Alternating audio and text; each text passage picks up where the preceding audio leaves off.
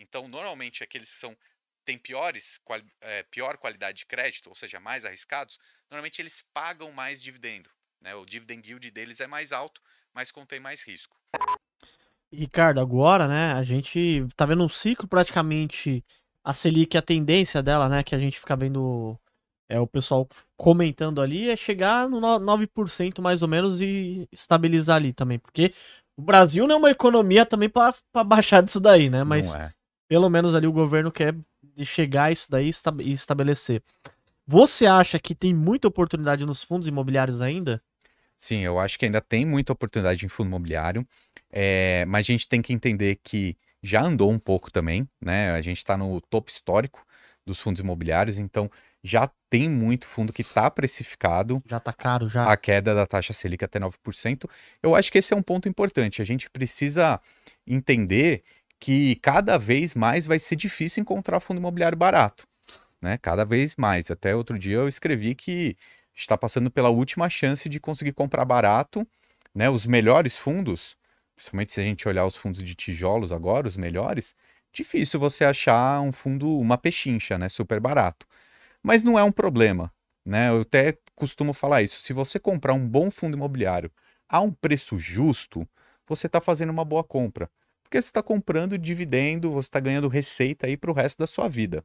O problema é comprar caro, né? Então, acho que ainda tem oportunidade sim, mas está cada vez mais difícil. Tem que olhar um pouco mais nos detalhes. Não era igual antes que era a festa da mãe Total. Joana. Você olhava ali, qualquer um tava barato, né? Agora Qualquer você tem um. que dar uma caçada a mais, né? Exatamente, por causa do ciclo, né? Quando começou a queda da taxa Sim. Selic, foi um momento que todos os fundos subiram muito. Se você pegar alguns fundos, Pô, subiram 20, tem, 30% em um ano. tem fundo de shopping aí há pouco tempo atrás aí que subiu 40%. Você Exatamente. começa a olhar uns fundos aí que realmente, né? Sim.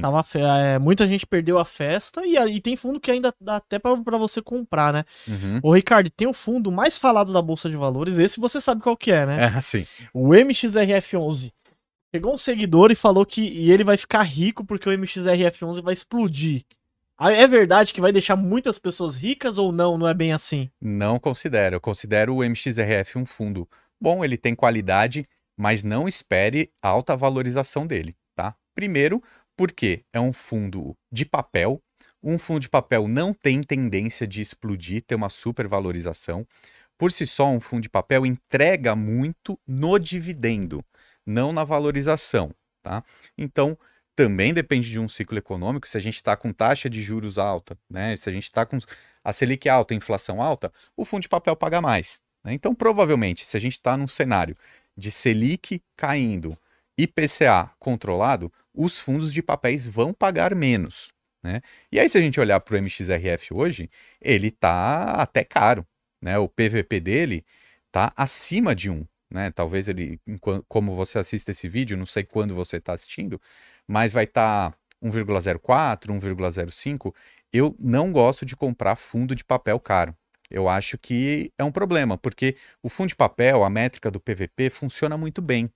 Então, assim, não vejo por que comprar um fundo, mesmo que seja um ágio pequeno, 5% acima do seu preço justo, não vejo por que comprar 5% acima do preço justo se a gente tem fundos tão bons ou melhores no preço justo, com Sim. PVP de 1, né? Então, assim, não acho que o MXRF vai deixar muita gente rica.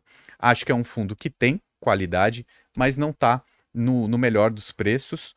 É uma porta de entrada para o investidor que quer entender um pouco mais, ele custa mais ou menos R$ 10.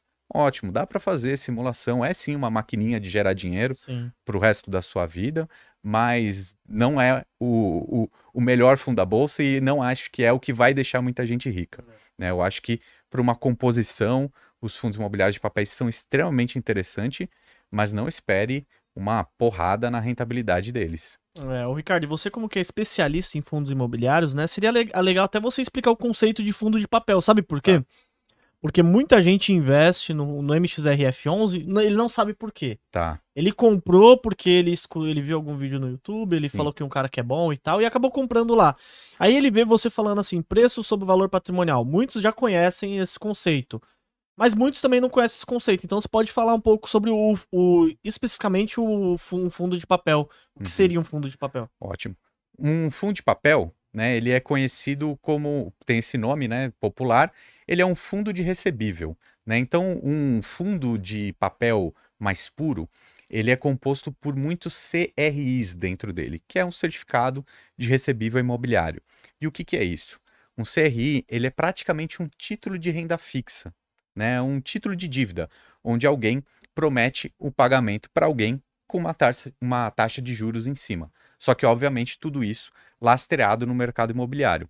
Então, por ser um título de dívida, ele tem uma certa previsibilidade, né? Ele não tem um super potencial de valorização, mas ele tem uma constância no pagamento. Então, a maioria desses CRIs, eles são atrelados a algum índice, normalmente ou ao CDI, que segue a taxa Selic, ou ao IPCA, que segue a inflação. Então, ele tem essa estabilidade. E qual que é o risco de um fundo de papel? É o emissor desse CRI. Então, vamos lá, o fundo imobiliário chegou, comprou um CRI lá de uma securitizadora, alguém tem que pagar esse título, é o devedor desse CRI, né? Então, o emissor desse título, né, que pode ser uma construtora super famosa, sei lá, uma Cirela, por exemplo, que tem um bom crédito, né, um bom nome no mercado, e pode ser também um CRI de uma multipropriedade, de uma instituição de menos qualidade de crédito, né, ou seja, que possa dar algum calote. Então a gente tem vários e vários tipos de CRIs diferentes no mercado e vários tipos de fundos de papel.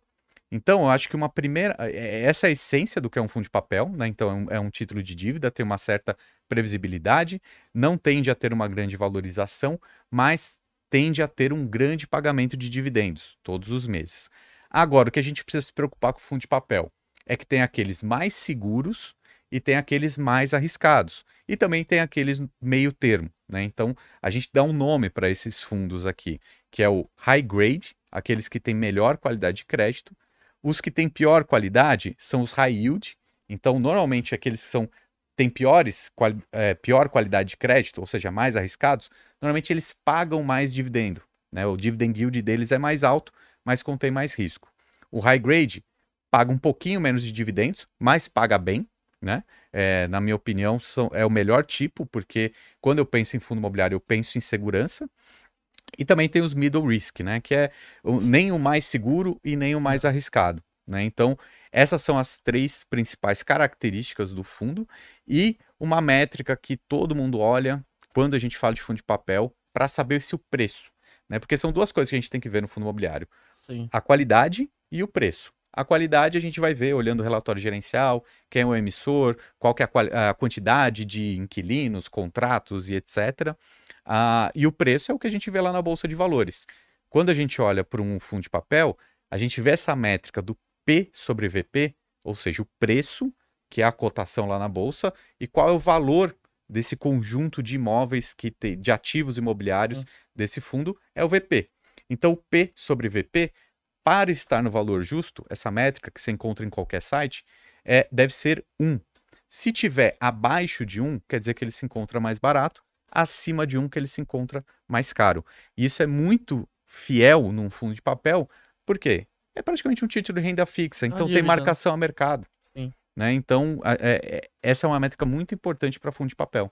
É muito legal mesmo você explicar certinho pra galera, porque muitas pessoas não sabiam. Uhum. Às vezes eles falam, putz, fundo de papel, fundo de tijolo, fundo disso, fundo daquilo, né? Sim. Ricardo. Tubarões, se vocês quiserem ver cotação de ações, de fundos imobiliários, de BDRs, ETFs, criptomoedas, você consegue ver através do site do Investidor 10, a plataforma completa. Tem diversos rankings também, maiores lucros, maiores ROIs, empresas que pagaram mais dividendos nos últimos 12 meses. É uma plataforma completa e você consegue gerenciar sua carteira. O QR Code tá aqui na tela, aqui, só você acessar ou no link da descrição aqui do vídeo também.